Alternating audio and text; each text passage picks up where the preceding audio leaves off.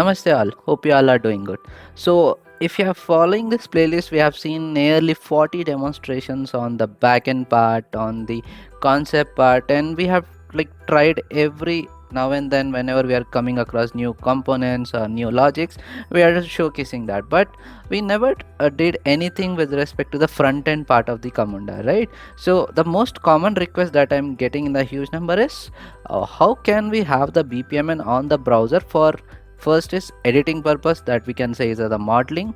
Second, for viewing purpose, right, to showcase the end user, just like how we are having in the actual camunda front end. So how can we do all such things? So for all such reasons, I have developed this custom camunda front end as part of our camunda spring boot repository only. So you can see we have a client.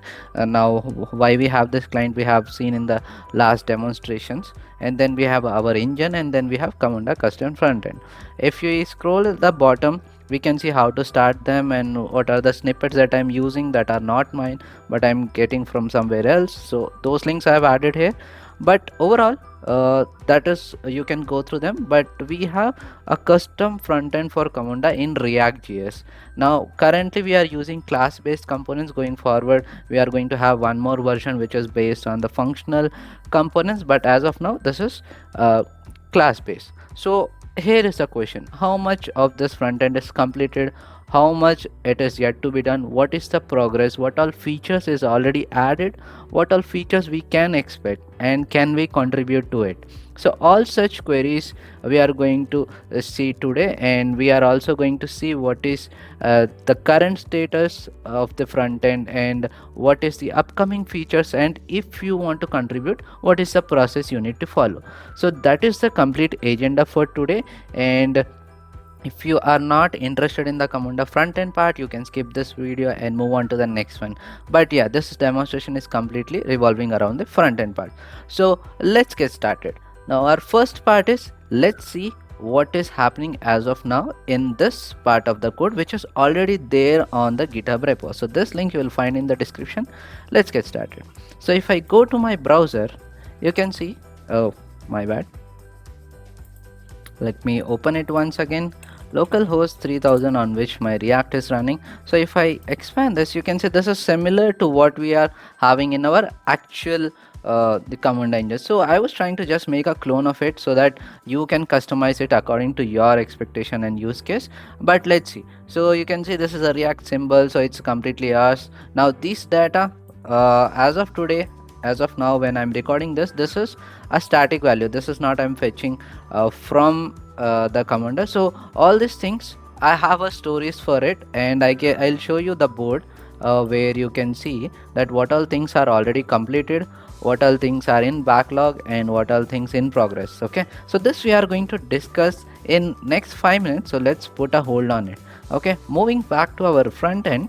So you see the cockpit, it's an empty link. Admin, it's an empty link. Logout and everything, it's an empty. So currently what is it that is already developed is task list, because we are getting most number of requests on task list. So we are for first priority is task list. So once I open task list, now this is completely React one page application. Okay, so there is no href or something. And yeah, we are going to discuss about the coding features and components part later in this demonstration, but yeah, first we'll cover the remaining part. So you can see there is some active task which is already there on the camunda engine. Just like how we see the things in the camunda front end, we are trying to clone the same in our React front end. So you can see these are the active tasks, and there are some more changes required, but I think based on the request and the number or frequency of requests that I was getting, I think this is good enough to be released. And then on top of this we are going to do definitely there's a lot of work yet to be added. So let's see what is this. So we have some active task, and if we open it, we can see some code that we are fetching again from the slash XML or slash form render, those kind of REST APIs. We are making use of that, and we are fetching the form. We are seeing the history for this. No history is there. And then in the diagram we can see what is the status of each task, and then in the description we can see, is there any description for this? No description. Okay, so for this there is one description. And so what is the components that are already completed is this complete event types and this form history diagram description are completed. Now this set follow up date, set due date, all these are currently static values. There is no functionality added for this, but everything is divided based on components, and we are going to add functionality to each one of them going forward slowly. Okay, but as of now the most asked request is diagram, so we have that in place. And that's all is our current what we can say. Okay, let's go back to not my profile, let's go back to no even cockpit admin. Okay, let's go back to home. So that is all that we currently have in our custom camunda frontend react.js so far. Okay, now let's close this, we don't need this anymore. I'm closing this. Now this link again you will find in the description. So where you will find this, you simply go to camunda spring boot repository, and if you go to the projects, and here there is a beta is also released, we are going to try some hands-on on that as well. But currently go to projects and you can see a camunda board is there. Okay, let me zoom in a bit so that you can see. I hope now it is visible. Yeah, so now we'll open a camunda board and we can see four lists here. One is backlog generic. It means when we move, let's say, process definition component to backlog detail, then we are going to divide that story into multiple sub-level stories. So it's like stories in specifics. Now on top of that, in specific stories, we are going to take some of them and move into our to do, and then in progress, and then done. Okay, so you can see final column is done. So this is like a Kanban board if you are already aware of it. So that's it. So this link you can look for it, like what all features are added or what are in progress or what are yet to be added, and that's how you can see what other people's or I am trying to contribute at any point of time. But coming to the next point, yeah, okay, before going to how you can contribute, let me go to this camunda spring boot this thing. Yeah, so how you can use this front end. So I'm going to show you the code part, but before that, okay, let me show you the coding part itself directly. So this is my react js project. So what you will be doing is, you will have your engine running on some URL, right? So you'll simply go to this development and you will replace this base URL. Now why I am including engine rest also as a base URL is because if it's a Tomcat or some old versions, then for some versions we are having slash rest, for some versions we are having engine rest. So to avoid any such conflicts, just verify what kind of endpoints it is working for you and add that base URL here, because internally we are trying to use various things, APIs, like APIs for getting diagrams, API for getting the description, APIs for getting the history, and we are using APIs for various such things, right? So just replace this base URL of yours. And second thing is, if you are running the camunda engine this one only, okay, then it's by default in its application.yml we have mentioned that please run 8085, so you need not to change anything here. Okay, by default it will use this endpoint which is running on 8085. So if you have any other engine, just change it and you should be good. Okay, so I hope in this instructions, if you are facing any kind of confusion, just go through this step to use camunda frontend, and that's it. Okay, then this is a snippets, again you can refer as and when required. Now going to the next thing, how you can contribute. Okay, so I don't want you to spend some time and then I don't want to reject your PR. Okay, so for you and me to be on same page, what I have done is I have created a custom issue template. So if I go for this, you can see what all details I am asking for you to do before you start any feature.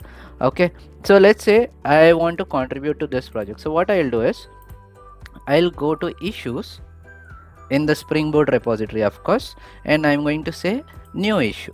Now in this new issue, if I open a blank issue, that says generic. Okay, but if you have any issue like, okay, this is not working, you need to update this thing or any such, then you can go ahead and mention here. Okay, no issues in that.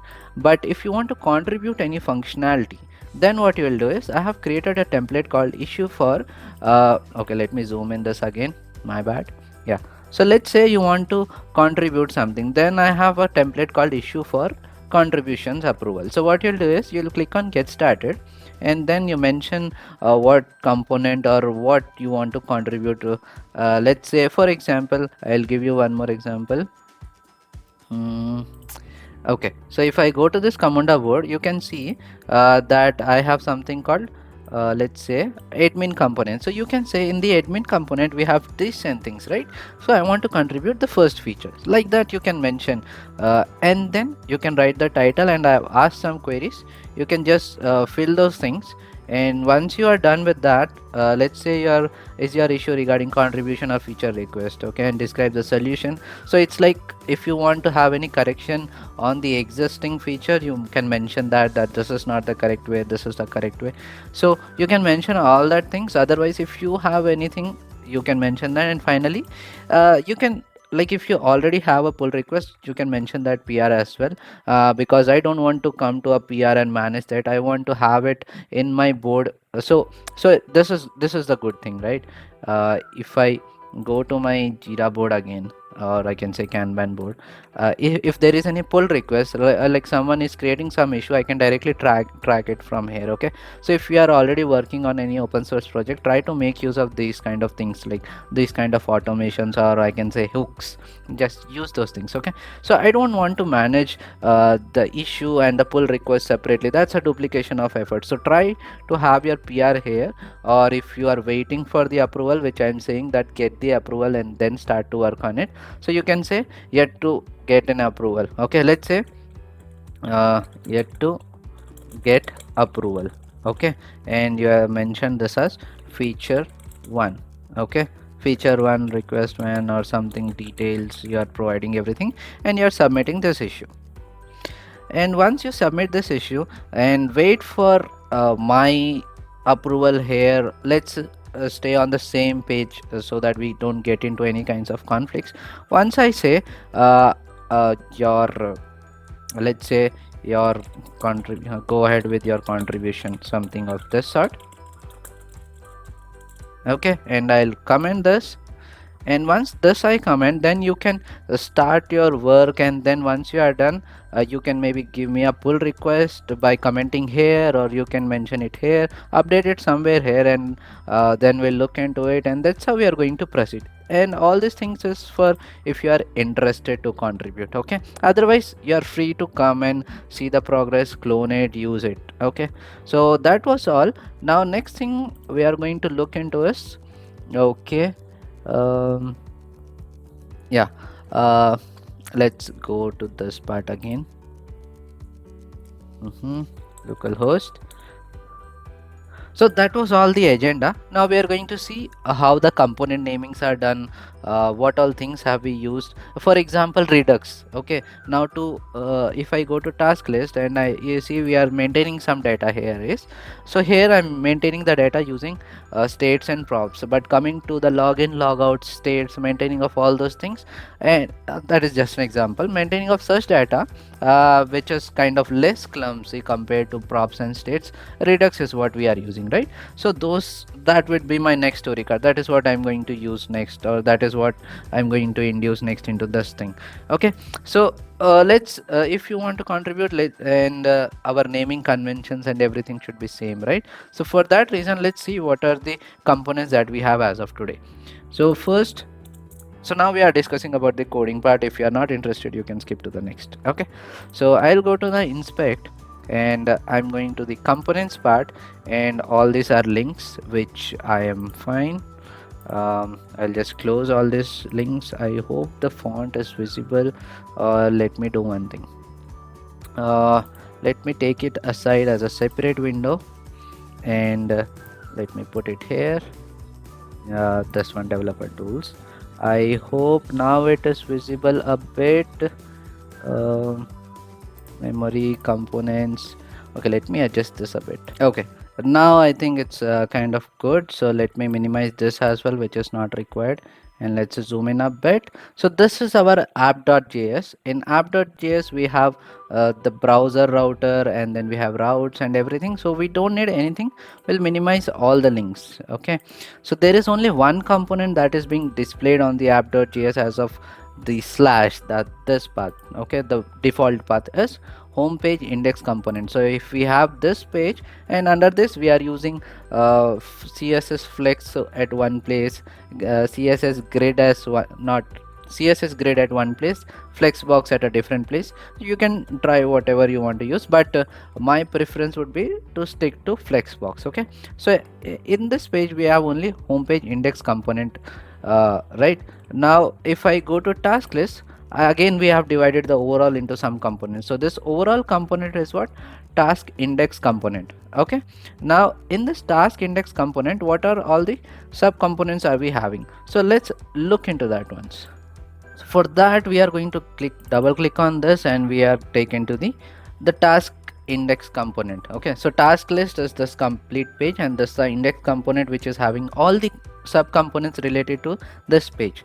So let's see. So in this task list we have some link forwards which is in the headers part. Now this headers is having different content in different so I just kept it as a part of each and every component. Next we have filter component, so this first column, right? And then we have task list component, which is the tasks part, and then the diagram, history, description, all that one. So if we go inside task list component, as of now you can see we have some 3 tasks, 1 2 3 tasks, and then we have task detail component. Do we have anything in that? No. So let's click on any one of them, and now we can see we have some content in that. So overall we have in the task list component, we have the tasks which we are using map to display all these things, and then we have task detail component. So as part of this task detail component we have again multiple sub components. And what are those? So here I am showing you all this is so that you can be familiar with the component names and you can contribute accordingly. So here first we have some task details. Now here I am showing some different details compared to what the original custom no, the original front end was showing, but let's see. Okay, so I am showing some name and then the task id, and then these are static values. We are going to add functionality to that, and then we have one more component. Okay, let me double click on this. Now you can see we have menu component, and then we have menu content component. So in the menu component I simply have 4 things: form, history, diagram, description. Now as soon as I say change something here, form to history, history to diagram, diagram to description, the states or props are moving from here to the parent component, and from parent to this component which is task detail menu content component. So whatever is the content of form is there, show me in the content component form. Whatever is the content of the description is there, show me it in the task detail menu content component. I hope this makes sense, right? So far it's only 1 or 2 sub levels, that's why props or states are fine, but if there are 10 levels then this is not good. So we are going to use Redux for that, and we are going to have multiple improvements in terms of CSS as well. Yeah, so that is what we are doing now. In terms of alignment, all this we are using flex. Now this is complete a display flex. Then we have expression like in the column, flex direction as column, and all this space in between, space around. So I think now based on these terminologies, if you go and see the code part, like if I go to my Visual Studio, and the only place that I'm writing CSS apart from the default one is, so yeah, we are not using any bootstrap CSS or any libraries. We are using only the custom CSS. So try to contribute in that manner only. Now if I go to source, this thing app.css, this is something which was there by default, so we are not touching this. Now we have everything here, index.css. So first we have defined some basic elements that we are using every now and then. For example, display flex we are using every now and then, so we are simply defining it once. Okay, once those elements are done, then we are defining the styling of the HTML elements. Once those are done, then we are going ahead with the custom classes. So that's how we are creating all the classes, and you can write your CSS here, and any suggestions, any corrections from your end, do create issues or mention in the comment section below. I hope we are good here, and yeah, these are assets, components. Just play around a bit, and if you have any queries with respect to this, do mention that in comment section as well.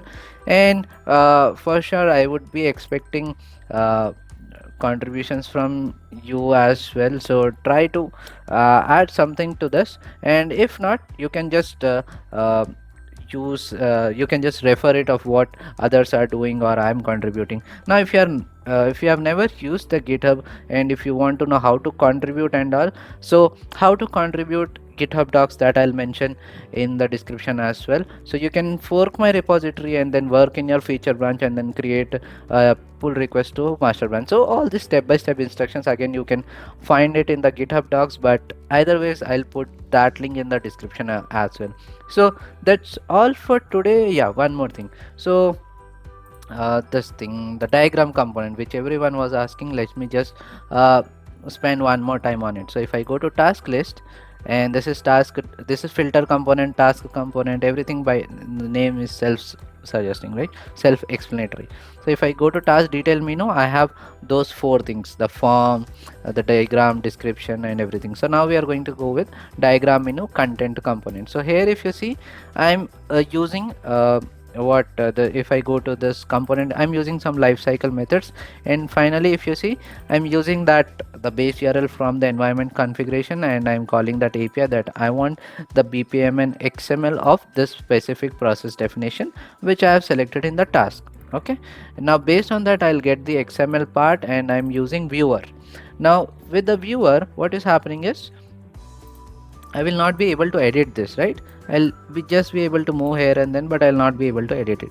You just need to change this viewer to modeler, and currently I'm importing viewer from this library, but you need to import modeler from this library. Let me yeah, fine. So you need to, instead of viewer, put modeler and import from modeler library. With that, your this would become editable. Okay, so for that, again, a new XML will be generated, and we can try to save it just like how we do it in modeler, but that's all upon us. Basically, modeler is for editing, viewer is for viewing. And then finally, once we get the XML, now what is the task that we want to highlight, right? So listen this very carefully. So when I am on this task, it is like every task is having some name, right? So that name we are going to catch it, and then we are going to say in that XML using the there is one method, the element dot business object. So with the element dot business object, we are giving a name here. Let me see here. So task name, you can see, right? With the element registry, we are going to give the input names, that which task in that XML I want to capture. Now once I capture that, I can color it, I can like differentiate it from other components to show which task or what is the active task in that complete definition is. So the only reason to release is this so quickly before even completing the other components or other content or other functionality that are still pending is because of the number of requests that I'm getting only for this.